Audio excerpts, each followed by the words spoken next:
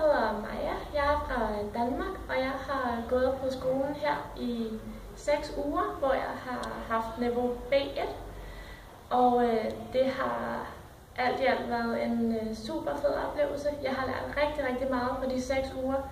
Mere end jeg nogensinde ville have lært på den samme periode i skolen hjemme i Danmark. Både det, at man lærer det så koncentreret her på skolen, men også at man er her i Alicante i Spanien og også får øvet sit spanske uden for skolen. Det gør altså bare rigtig meget. Hola, me llamo Maya, yo soy de Dinamarca. Yo he estado aquí en la escuela durante 6 semanas en el nivel B1 y ha sido una muy buena experiencia y ahora estoy muy contenta porque he aprendido muchas cosas.